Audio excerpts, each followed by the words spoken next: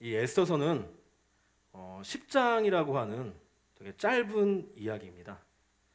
그런데 그 짧은 이야기 속에 이런 잔치가 7번이나 등장을 합니다. 그런데요, 잔치는 7번이나 등장을 하는데 하나님의 이름이 한 번도 등장하지를 않습니다. 이렇게 극단적으로 대조를 해서 뭔가를 보여주려고 하는 건데요. 그것이 무엇일까요?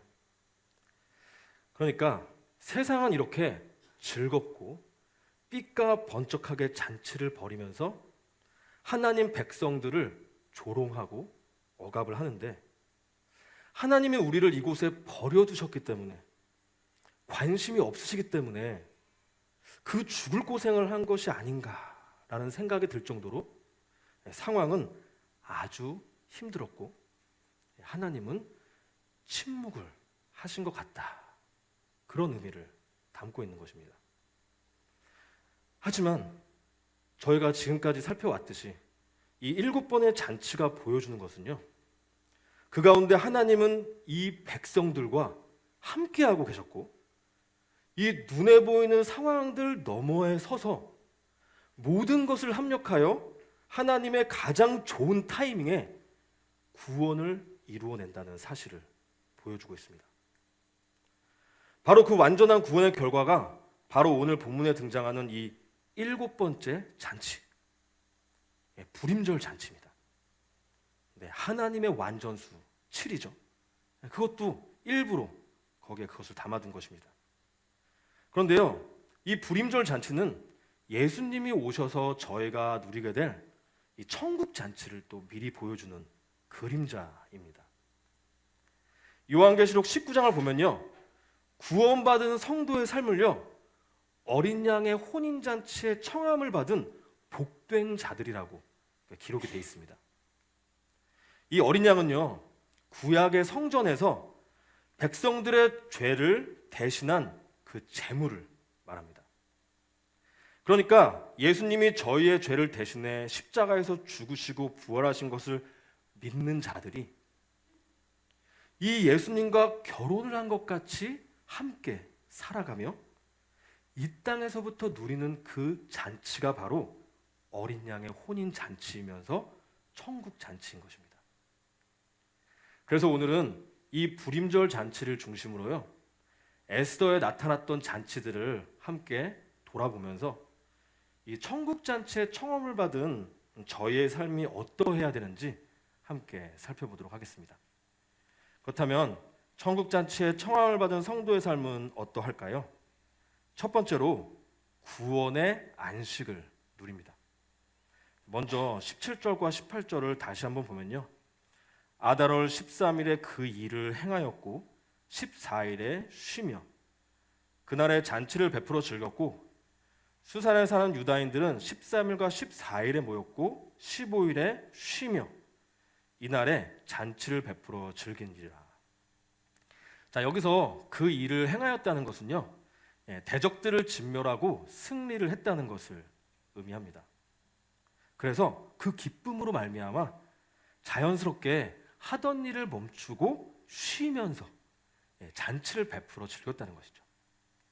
자, 그런데 이게 단순히 일을 멈추고 쉬었다는 것 그 이상의 의미를 담고 있습니다. 왜냐하면요, 여기에서 이 쉼은요, 하나님이 창조하시고 안식하셨다는 그 표현과 같은 단어인데요, 또 이 쉼이 주어진 그 과정까지도 똑같기 때문입니다. 아니, 어떻게 에스더서의 이 쉼의 이야기와 창조의 안식 이야기가 같은 것일까요? 자, 이 그림은 저희 청소년부의 한 친구가 초등부 때 하나님의 창조와 안식을 그린 그림입니다.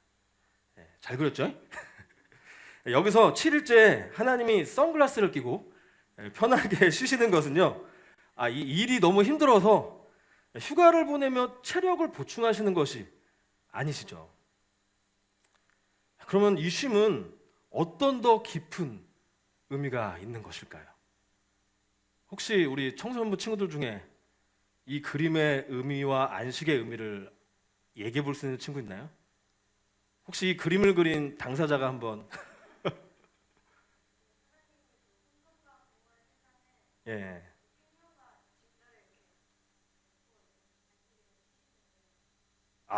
예, 맞습니다. 예, 제 딸인데요.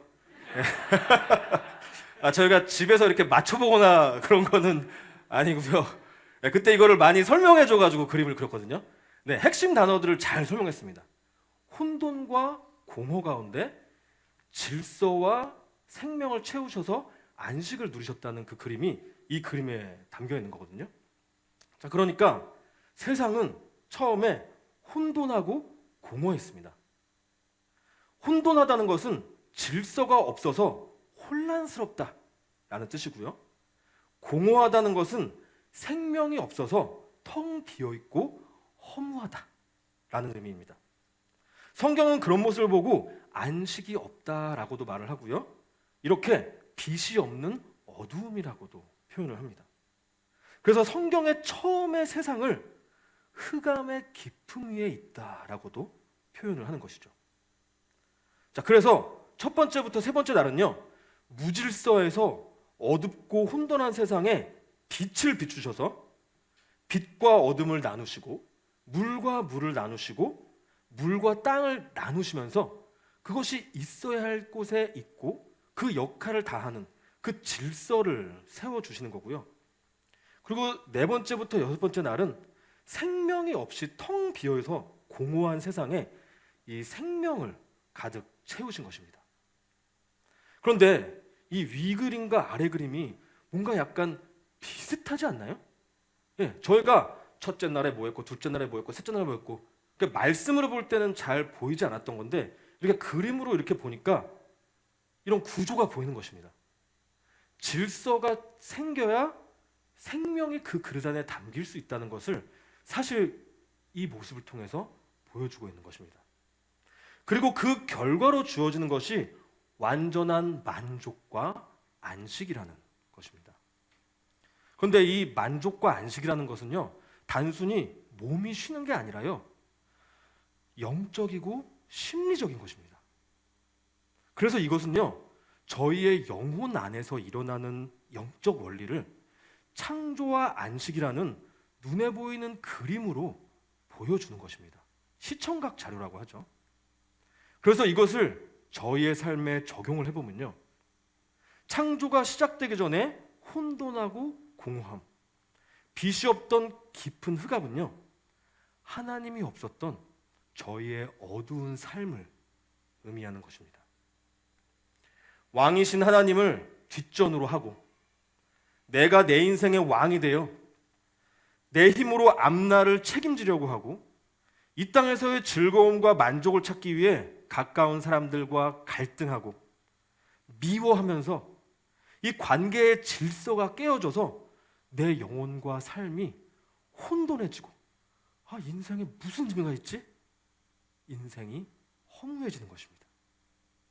그 질서가 없는 혼돈 속에서는 하나님이 주시는 생명력과 사랑이 담길 수가 없는 거예요. 그러니까 삶에 참된 만족이 없고 불안해지는데요, 이걸 보고 안식이 없다고 하는 것입니다.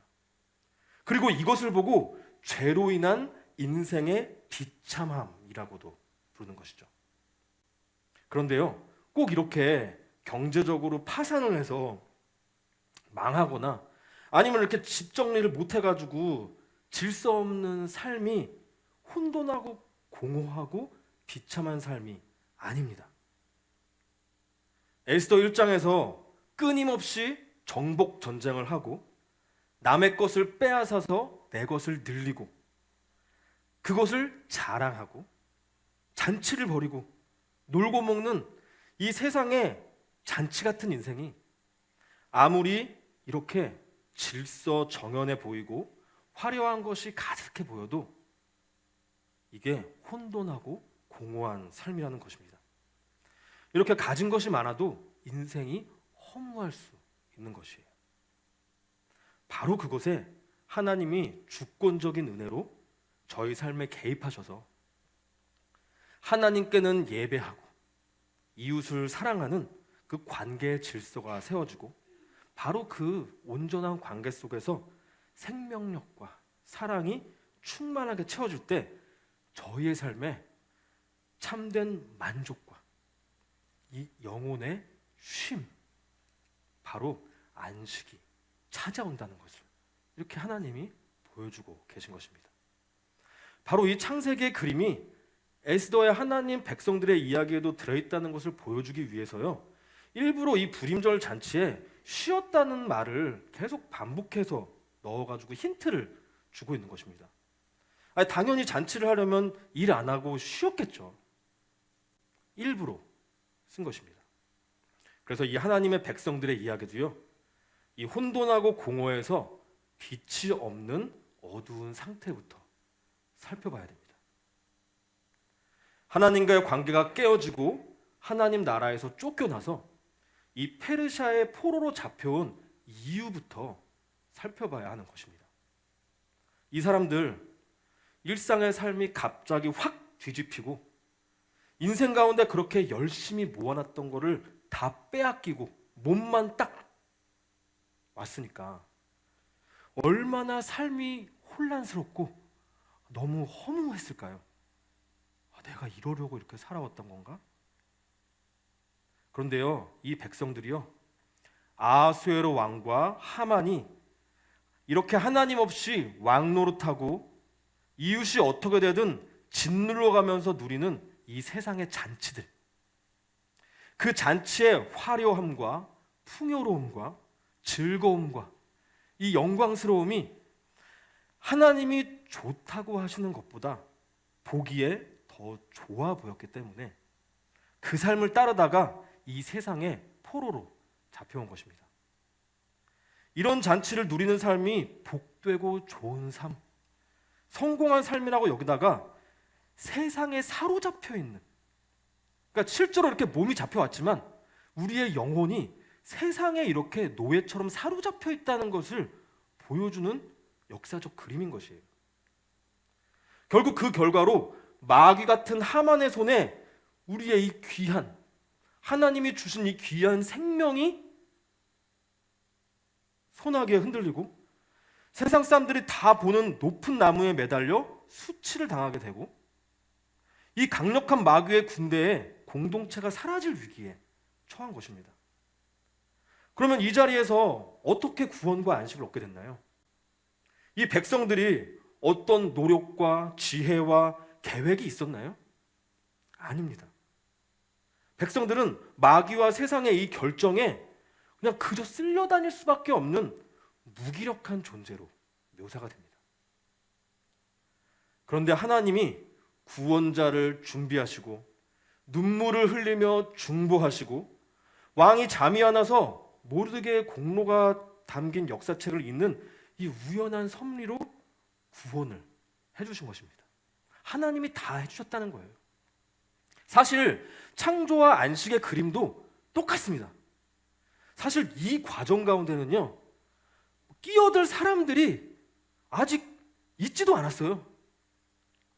인간은 개입할 수 없는 하나님의 절대적인 주권과 하나님의 입에서 나오시는 그 말씀의 능력만이 구원과 안식을 준다는 것을 이 그림을 통해서도 보여주는 것입니다. 사람은 일개 마지막에 등장하는 피조물에 불과한 것입니다. 그래서 이 안식을 누리는 삶이라는 것은요, 세상 잔치에 매여서 고통과 슬픔과 불안이 가득했던 삶에서 십자가의 은혜로 건짐을 받아서 그 구원이 하나님이 다 해주셨다는 그 충만한 은혜를 누리는 그 잔치에 참여하는 것을 말합니다. 그게 하나님이 저희를 청하시는 그 잔치예요. 그게 어린 양의 혼인잔치입니다.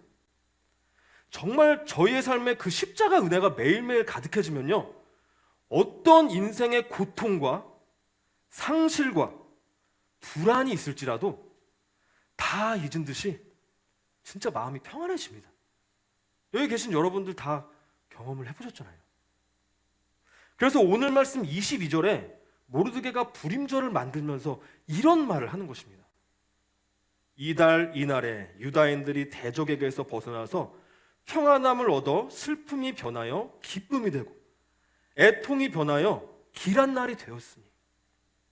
사실 이 말씀은 계시록의 말씀과도 연결돼요. 우리 김일수 목사님이 가장 좋아하시는 말씀 있잖아요. 거기에는 눈물도 슬픔도 아픔도 없는 그 땅이 될 것이라는 그 말과 연결되는 거예요. 저희도 이 세상의 삶이 전부라고 생각하고 눈에 당장 보이는 것들에 저희가 사로잡혀가지고 사랑하는 사람들, 정작 그 중요한 사랑하는 사람들과 관계 때문에 문제가 생기고 평안을 잃고 요동칠 때가 정말로 많습니다. 이 세상 속에 살다 보니까 나도 모르게 이 땅의 즐거움과 성공과 풍요로움의 이 잔치에 푹 빠져 있기도 한 거예요. 이게 진짜 우상 숭배와 세상에서 살아가는 것의 그 경계를 찾기가 너무 어렵잖아요. 그러면서 왜 이렇게 열심히 사는데도 삶이 이렇게 뭔가 의미가 없고 허무하지? 왜 이렇게 원하는 대로 일이 잘 안 풀리고 재정 상황이 나아지지 않아서 이렇게 불안하지? 그런 경우가 많죠. 아니면 일도 잘 풀리고 돈도 많고 옛날보다 훨씬 삶은 여유롭고 풍요로워졌는데 왜 사랑하는 사람들과의 관계가 이렇게 삐걱거리는 거지? 뭐가 문제지? 내가 돈을 이렇게 많이 벌어서 너한테 갖다 주는데도 왜 우리의 관계는 이런 거지? 바로 그럴 때 저희는 나의 삶과 영혼의 그릇을 돌아봐야 합니다. 내가 지금 어떤 잔치에 참여하고 있는가? 내가 지금 어떤 잔치에서 흘러나오는 음악 소리에 그 장단에 맞춰서 춤을 추고 있는가? 하나님이 주시는 이 말씀은요, 단순히 변하지 않는 상황을 정신 승리로 극복하라는 그런 말씀이 아닙니다. 어떤 상황 속에서도 요동하지 않고 평안함을 주시는 능력의 말씀입니다. 죄로 인해 혼돈하고 공허했던 저희의 삶에서 예수 그리스도의 은혜로 저희가 구원받았음을 굳게 믿으심으로 어떤 상황 속에서도 이 천국잔치의 안식을 누리시는 저와 여러분들이 되시기를 바랍니다. 두 번째로 천국잔치에 초대받은 성도의 삶은 어떠한가요? 두 번째로는 구원의 은혜를 나눕니다. 19절을 읽어보겠습니다. 그러므로 시골의 유다인 곧 성이 없는 고을고을에 사는 자들이 아달월 14일을 명절로 삼아 잔치를 베풀고 즐기며 서로 예물을 주더라. 백성들은 잔치를 베풀고 즐기면서 내가 안식을 누릴 뿐만이 아니라 서로 예물을 주고받았습니다.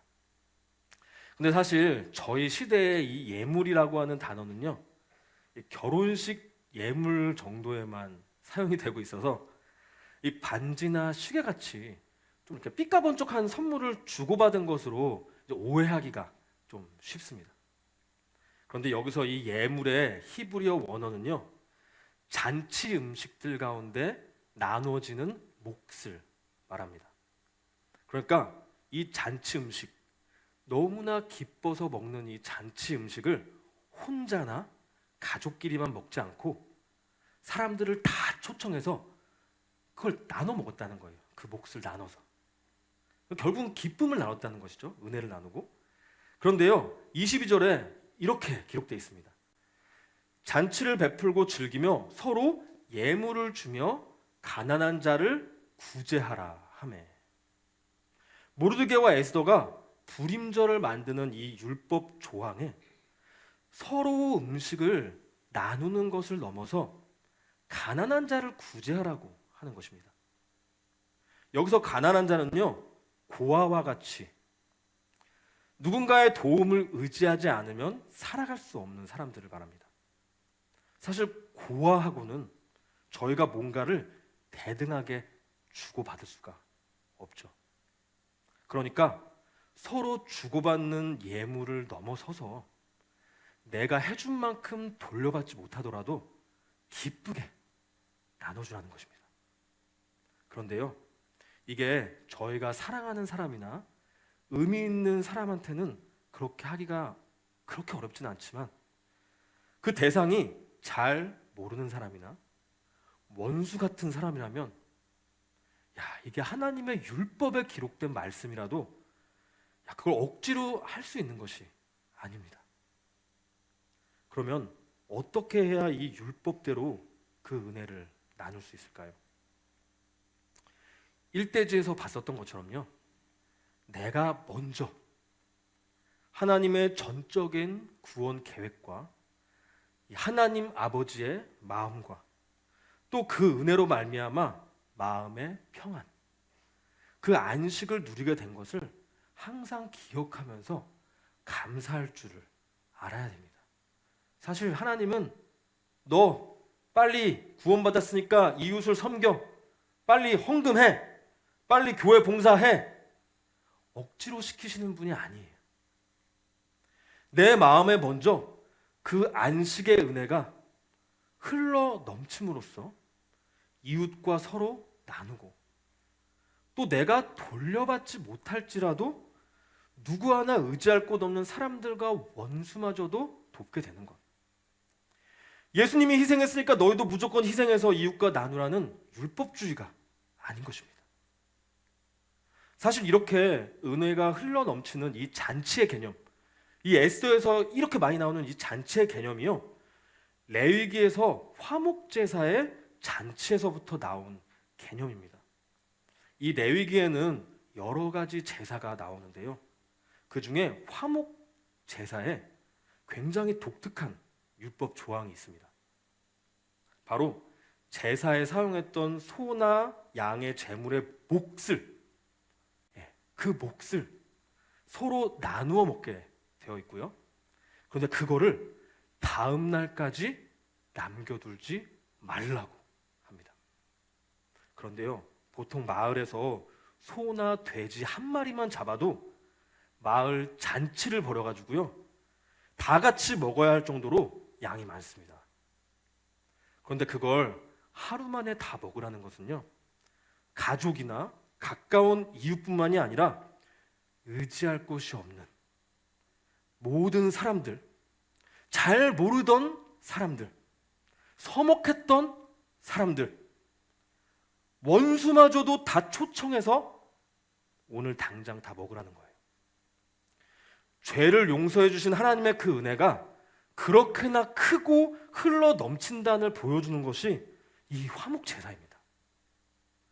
천국 잔치의 삶은요, 내 것을 억지로 나누는 게 아니라 이미 주어진 그 큰 은혜를 거저 나누어 주는 삶입니다. 자기가 더 가지고, 자기가 더 누리고, 더 즐기기 위해 남을 억압하고 소외시키고 내 이익을 위해서 계산적으로 이렇게 교환하는 이 세상 잔치와는 정반대인 것입니다. 이런 잔치 속에 살고 있는 온 세상 사람들의 자랑이 24시간 업로드돼서 그걸 우리가 계속 지켜보고 있잖아요. 이런 세상 속에서 살아가시기가 얼마나 힘들고 피곤하신가요? 거기에 쉼이 없는 거예요. 저와 가족들도 이런 세상 속에서 구원해 주신 이 하나님의 은혜에 정말 감사하며 살고 있습니다. 자, 이 사진은요, 저번에도 오셨던 이 박태양 목사님이 담임을 하시던 이 계명교회에서 제 아버지가 안수 집사를 받으실 때 사진입니다. 저도 지금보다는 젊고 이제 배도 이렇게 안 나왔는데요. 사실 이게 저희 가족에게는 엄청나게 놀랍고 감사한 일입니다. 제가 초등학교 2학년 때부터 아버지가 도박 중독에 빠지시고 집안 경제는 다 무너지고 저희 어머니 아버지는 항상 이혼 서류를 써가지고 도장 딱 찍어놓고 집에 놔두신 그 상태. 진짜 아버지와 어머니 부부싸움에 가정이 그냥 분해가 될 뻔했거든요. 제가 초등학교 2학년이고 제 동생이 유치원 다닐 때였는데 아직도 그때가 기억이 나요. 그래서 사실 이 그림이요, 제가 초중고 때 삶의 모습을 사실 보여주는 그림입니다. 제가 그때 기억났던 저희의 집 모습을 AI에다 넣어가지고 그린 그림이에요. 그런데 최근에 아버지와 식사를 하면서 이제 이야기를 나눌 기회가 있었습니다. 여기 하늘사랑교회가 이제 멀어가지고 집 가까운 교회를 다니기 시작한 지 이제 몇 년 안 됐거든요. 근데 그 교회가 예전에 거기가 이제 건축을 했었는데 지금까지는 이자만 내오시다가 저희 아버지가 이제 다니려고 하시니까 이제 원금을 갖게 됐다고 하는 거예요. 그래가지고 특별 작정 헌금을 막 하고 교회가 난리가 났습니다. 근데 저희 아버지가 이제 70세가 되셨거든요. 교회를 다니면 얼마나 다니시고 또 제 아버지가 개인 택시를 하고 계신데 사실 제 동생이 저희 아버지가 일하시는 걸 계산해 보니까 마이너스가 나요. 나가서 일하면 마이너스야. 택시 할부금, 기름값, 고치는 거, 뭐 그런 거 다 빼면 마이너스래요. 뭐 몇십만 원 정도 남는 수준? 그러니까 헌금을 하면 얼마나 하시겠어요. 그냥 저희 아버지가 개인 택시를 하시는 이유는 그게 선교 활동이에요. 아버지가 개인 택시 하시면서 5분짜리, 10분짜리, 30분짜리, 1시간짜리 자기 간증을 이렇게 기록해 놓고 다니십니다. 손님들 만날 때마다 지금도 그 간증을 계속 하고 계세요. 많은 사람들이 은혜를 받는다고 합니다. 그래서 그 선교 활동을 하면서 신앙생활을 하시니까 어머니가 아버지가 그렇게 집중을 하니까 자기가 편안하대. 아버지가 그렇게 신앙생활 안 하면은 계속 싸움돼요, 여전히. 근데 아버지가 그렇게 은혜 받고 오시면은 싸움하지 않아서 마이너스가 나더라도 일단 내보내는 거야. 그러니까 이 건축홈을 한다는 것은요, 결국 잘 알지도 못하는 다음 세대를 위한 것이죠. 그런데 저희 어머니가 생활 형편이 어려워가지고 우리가 건축 헌금까지는 할 수가 없다라고 말씀을 하셨답니다. 그러면 어머니가 헌금을 더 하려면 일을 더 해야 된다고 말씀을 하셨대요. 그래서 아버지가 그러면 자기가 일을 더 하겠다고 하셔가지고 지금 일을 더 해가지고 밤 10시에 퇴근을 하고 계신대요. 이제 70세이고 개인 택시를 하시는데 건축 헌금을 하시기 위해서 하셔봤자 뭐 10만 원, 20만 원이겠죠? 그거를 더 하시겠다고 일을 더 하시는 거예요. 그런데요, 진짜 제 아버지가 원래는 저보다 기독교와 교회를 더 싫어하시던 분이셨거든요. 이 목사님들을 그냥 사업가나 약장수로 보셨어요. 입 발린 소리로 사람들을 모아서 돈을 내게 만들고 자기 배를 채우고 사회복지 사업이라고 허울을 씌워서 사업을 늘려가고 자기 자식에게 물려주고 떵떵거리며 노후 편하게 지내고 사람들에게 절 받아가면서